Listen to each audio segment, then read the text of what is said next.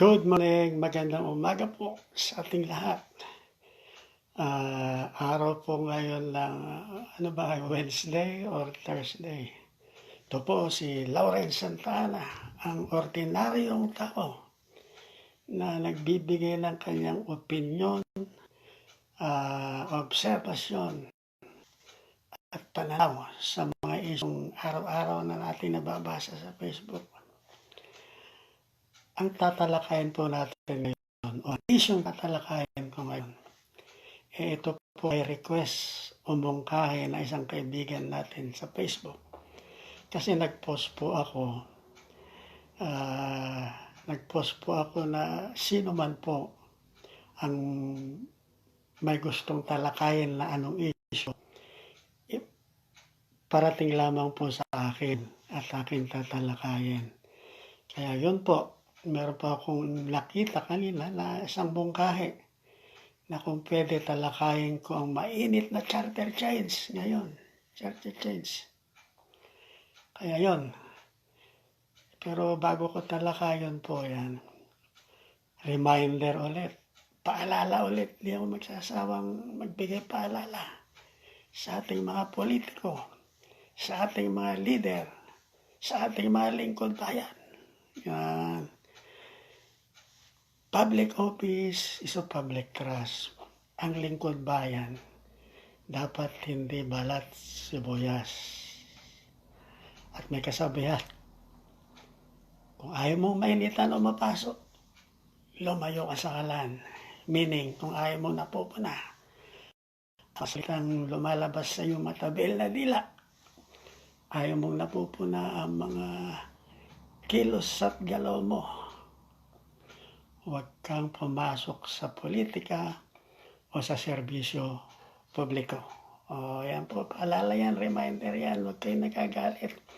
Huwag kayong magagalit sa akin. Dahil issue lang po ang tinatalakay ko. Sabi nga huwag mong patayin yung mensahero. Kasi yung mensahero, tagahatid lang ng balita. Huwag mong papatayin yung mensahero. Issue lang po, issue. Huwag po kayo magagalit sa mensahero.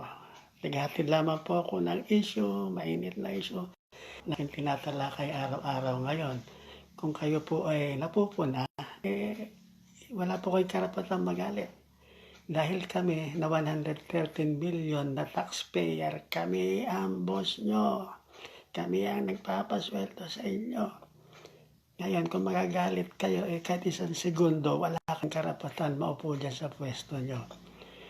Medyo umalis na kayo o wala kayong karapatan. Dahil kayo ay lingkod, bayan, kaya kayo nandyan sa pwesto nyo. Okay po. Balik po tayo sa main issue ko. Yung pong nagpadala, banggitin ko na po yung pangalan nyo, sir, kasi request naman, public naman, nabasa naman yung pangalan yung request nyo to. Si Ginoong June Panelo. Nasaan ka man, sir? Sana napapanood mo ko. Mapanood mo to pag na-post ko. Yan. Sabi niya, mainit na issue ngayon ang charter change at nagkakabayaran daw ng 100 piso sa mga pipirma. Yan. Yung po ang issue niyang, kasi yung po yung mainit na issue. Pero bago po yan, paano ba ang proseso ng charter change? Ibig sabihin, yung pag-amyenda o pagbabago sa saligang batas. Ayan po. Alam niyo po ako ay grade 1 lang. Binabasa ko lang itong sa nabasa kong English at pangunawa ko. Yung magagaling na abogado niyan, pwede po kayo mag-message kung hindi ba tumpak yung sinasabi ko. O fake news ba? O kundi naman, kayo maabogado, kayo pang magpaliwanag tungkol sa charter change. In fact, ako po, ginagamit ko lang pong level of reasoning pang grade 1 lamang po. So, ang ka-level ko, yung mga ordinaryong tao. Okay po. Una, ano ba ang mga proseso sa pagsusog o pag-amyenda o pagbabago ng saligang batas? Ayon sa nabasa ko, kasi English yung nabasa ko na libro eh. Sabi niya, Constitutional Convention. Yan. Pangalawa, Constitutional Assembly. Yan. Pangatlo, People's Initiative. Yan, tatlo po yan. Tatlong pamamaraan para sa pagbabago, pag-amyenda ng saligang batas. Yan. Ngayon, sabi ni Ginoong Jumpanelo, mainit ang charter change. At nagbabayad daw na 100 piso yung mga local executives. Pero siyempre, nagbigay ng pambayad yung mastermind ng charter change. Sino bang mastermind ng charter change? Yung nandun sa Kamara de Representante. Yan, di ba? At saan siya kumuha ng budget? Ayun sa nabasa ko sa budget 14 billion pala yun na ilaan na budget para sa charter change. Pag-amyenda ng konstitusyon. Ito hindi unprogrammed budget. Ito mismo nakasali doon sa GAA, doon sa General Appropriation Act. Ayun sa nabasa ko. So doon bang gagaling yung 100 pesos na binabayad doon sa mga pipirma? Bakit pumipirma? Ang ginagamit nilang initiative ang ginagamit nilang proseso ay People's Initiative. Yan. Bibigyan ka ng form, pipirma ka, People's Initiative. Bakit People's Initiative ang unang ginagawa ng mga tiga-kamara? Kasi may problema po kapag gagamitin yung Constitutional Assembly. Ibig pong sabihin ng Constitutional Assembly, merong isang grupo ng mga nahalal na, yung mga na-elect na politiko. Sila ay nandyan na, elected na po sila. Sila yung nasa Kongreso. Sila yung bubuo sa sarili nila para mag-draft o gumawa ng pag-amyenda sa mga batas. Dagdagan, may tanggalin, o may babawasan, o may lalagdag sa mga batas na nasa saligang batas. Kung inisip nila yung batas na yun hindi na napapanahon kasi ang batas sumusunod o sumasabay sa takbo ng panahon. Yun. Yung pang mga elected na yun nasa Kongreso, sila pa ang bubuo ng Constituent Assembly. Yung 300 plus na congressman. Pero may problema. Dapat kasali yung mga senador. Ayan. Kasama yung senador. 300 plus yung congressman. 24 yung senador. Ano ang issue? Bakit sila hindi nagkakaintindihan? Kasi sabi nung Constitution, hindi malinaw kung ang pagboto ba jointly o separately. Ibig sabihin, hiwalay ba yung pagboto ng grupo ng mga congressman? Hiwalay ba yung pagboto ng senador? O kaya magsasama-sama sila? 300 plus 24, tapos boboto sila. Siyempre, hindi papayag yung senador, 24 lang sila. Lugi. Lugi yung mga senador. Kaya ang issue hanggang ngayon, paano ba ang paraan ng pagboto sa pag-amyenda ng saligang batas pag ginamit mo ang Constitutional Assembly? Yan, maging dali na po. Pero ang gusto ng congressman, ayon sa aking nabasa at narinig, gusto nila jointly. Siyempre yung Senado ay payag. Yun ang issue na hindi nare-resolve. Kasi hindi nakalagay doon sa nabasa kong libro. Hindi malinaw doon kung magbobotohan separately, magbobotohan jointly. Yan.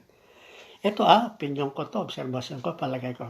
Bakit People's Initiative? Yan. Yung People's Initiative, ganito ba yan?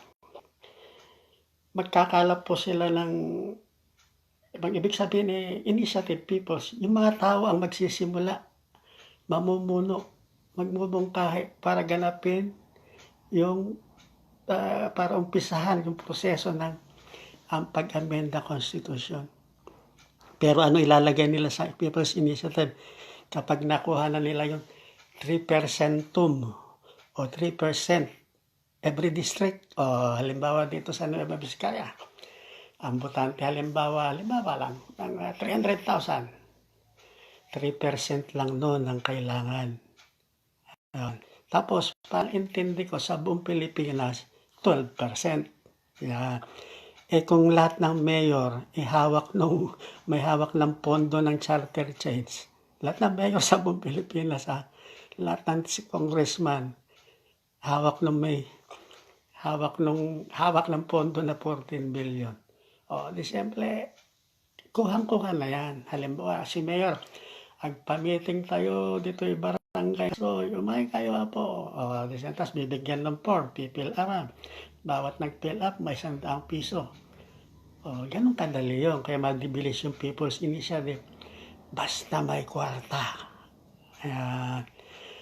Bakit yun? Bakit People's Initiative? Maari. Suspetsa ko lang. Hindi naman to marites, hindi naman fake news. Maari ang unang plano nila sa People's Initiative, ilalagay nila doon. Payag ba kayo na kapag nagbotohan sa Constitutional Assembly sa pagbabago ng konstitusyon, na ang babaguhin nating una, na ang pagboto ay jointly. Ibig sabihin, magsasama yung Senado at Kamara. Halimbawa, siyempre, sabi ng mga tao, opo, payag kami kasi nabigyan na kami ng 100 pesos. Payag na kami jointly kasi nabigyan na kami 100 piso. Di nagtagumpay, initiative, People's Initiative, nakalagay na ron sa konstitusyon na jointly, kahit talo yung Senado, kahit ayaw nila, wala silang magagawa. Kasi yun na yung majority nung nabigyan ng 100 pesos, payag na sila. Ngayon, second, sa kanila gagamitin yon Constitutional Assembly. Yan. Pag nasa Constitution na sila, kahit ano gusto nilang baguhin, economic reform, kahit ano na, national security. Mamaya ko natatalakayin yung gusto nilang palitan sa batas. Basta ang issue mo natin, ang una nilang i-resolve, yung maging jointly ang eleksyon sa pamagitan ng People's Initiative. Di ba? Nagtagumpay na sila, People's Initiative. Susunod yon Constitutional Assembly. Lahat ng mga elected official natin, yung mga congressman, magtitipon-tipon sila, bubuos ang grupo, Senado, Kongreso. Boboto sila ngayon, sama-sama, jointly, hindi na separate. Di malinaw na jointly, di ba? Kung ko lang yan, may kaibigan na akong hapon si Mr. Haka-Haka saka Mr. Kuro-Kuro. Haka-haka ko lang yan, Kuro-Kuro ko. Pero, pwede mangyari. Alam mo naman dito sa Pilipinas, yung mga politiko natin, magaling silang gumawa ng paraan. Basta pagkakakwartahan. Yan. Yun po. After that, pagdating na ron sa Constitutional Assembly, doon na papasok yung gusto nilang amyendahan, baguhin. Sabi nila, economic reform. Kasi nga meron yung batas na pag foreign investor, limitado lang yung percentage ng pwede mong invest pag-aari. Lalo na sa public utility. Diba? Kuryente, tubig, gano'n. Transportation, yan. May limited po silang participation. Yun ang gustong baguhin ng mga magigiting nating mambabatas. Yan. Yung gusto nilang baguhin. Padumami daw ang investor. Yun. Yan ang katwiran nila. Di ba? Ngayon, yung isang congressman, isang senador, hindi ko muna, bakit mapapalitan ang saligang batas? Ano iniisip mo? Siyempre, makikinabang ka ron sa aksyon na gagawin mo. Di ba? Lahat ng galaw, lahat ng kilos, dapat may kabayaran. Yun po, yun. Pangalawa nila pwede palitan sa according to Mr. Haka-Haka Kuro-Kuro. Term limit. Halimbawa yung presidente, 6 years. Gagawing 2 terms. 4, 8.